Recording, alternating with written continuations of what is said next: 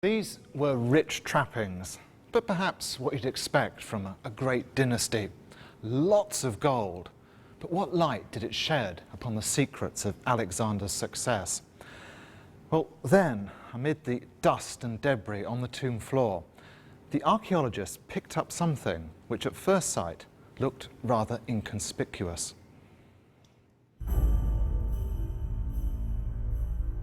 It was a delicately crafted ivory carving.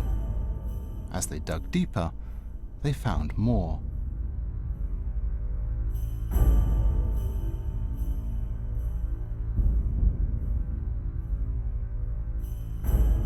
They were tiny fragments, most less than an inch long. Pieced together, they formed a hunting scene. But as they examined them more closely, one of the faces stood out.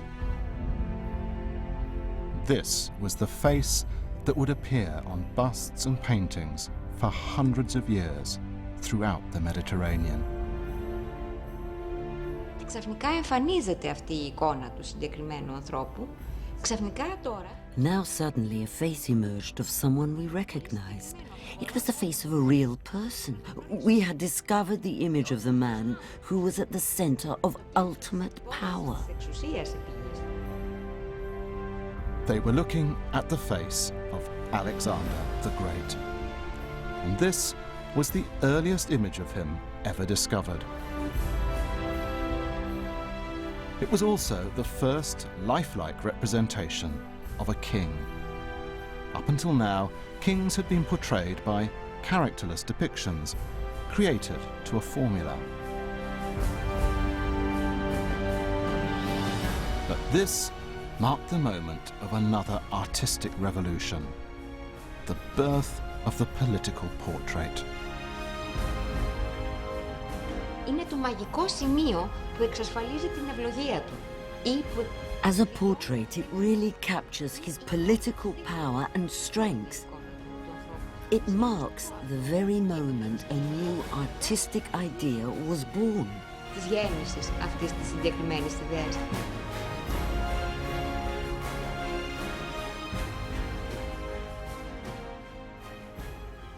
But the most significant aspect of this little ivory head was when it was made.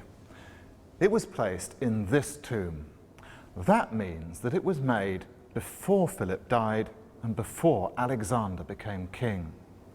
In other words, archaeologists realized for the first time that Alexander's image had been designed for him before he fought a single battle against the Persians.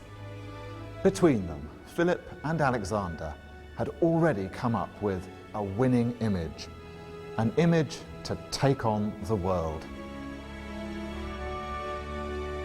But how exactly would Alexander exploit the power of this image and portray himself as a leader strong enough to unite an empire?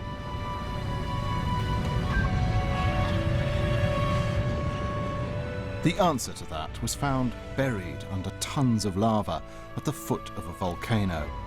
The volcano that buried the Roman town of Pompeii, Mount Vesuvius. The Romans loved Greek art, and in one of the villas in Pompeii was a mosaic, the copy of an original Macedonian painting from Alexander's time. It's now in the Archaeological Museum of Naples. The mosaic depicts a famous battle in which Alexander finally defeated the Persian armies. This is Alexander charging full tilt into the thick of the battle. His eyes are fixed on his mortal enemy, the Persian king.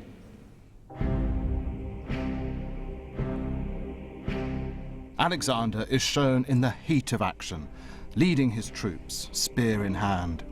He wears no helmet, his hair flying back, a fearless hero leading from the front.